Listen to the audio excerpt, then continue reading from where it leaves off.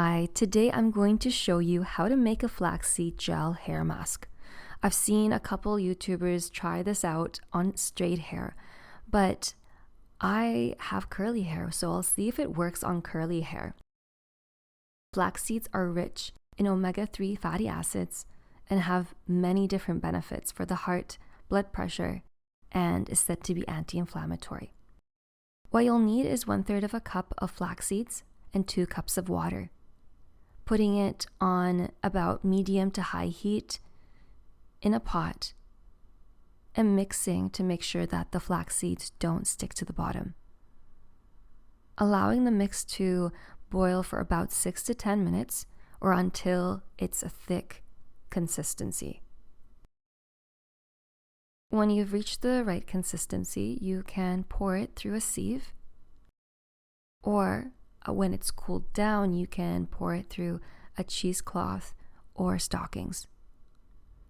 Personally, I will be pouring it through a sieve and then using a spoon to really make sure that I get as much of the gel out. And then let it cool down before you put it onto your hair. If you're not going to use it right away, you can store it in the fridge. And when it's ready, you can go ahead and put it onto your hair. I'm going to put it through my hair in sections, and you could see that my hair is dry, especially when it's wash day. It doesn't look the best.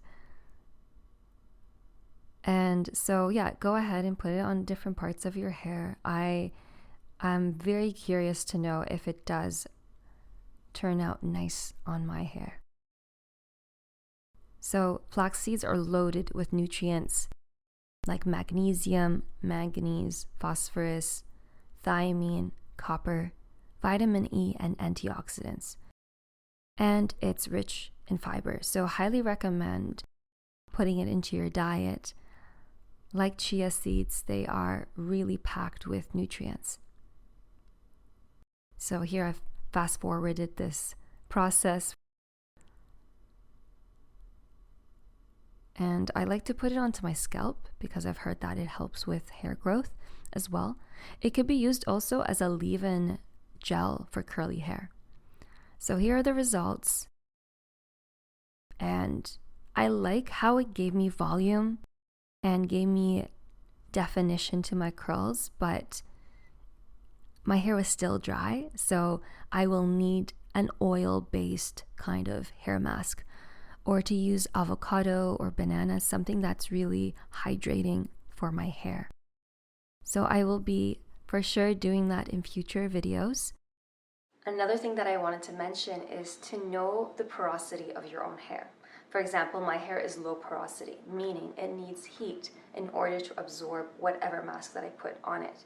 Otherwise, it's as if I didn't really use a mask, and I've noticed that time and time again.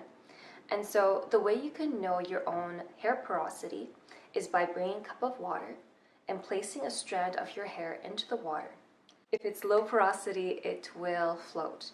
If it's high porosity, it will immediately sink. And if it's normal porosity, it will float at the beginning and then sink. And so for low porosity is the one that I know about and I've researched about because of my own hair. What you can do is, in order to really benefit from the mask, if you have low porosity hair, is after you've put the hair mask, is to put a plastic bag on top of your hair. And that's going to be like a greenhouse effect where it will trap the heat in your head and then help with the absorption of the mask. And what I also do is I use a hair dryer. So after I put the plastic bag, I just use a hair dryer to help with the absorption. And I have found a huge difference, especially using oil masks. So for low porosity hair, using an oil mask has done wonders for my hair. I'll be sharing very soon with you guys an amazing hair mask that right now you could see this is the hair that I've gotten from this hair mask. Please like the video, and it would mean the world to me if you were to subscribe to this channel. Thank you for watching, and I will see you very soon.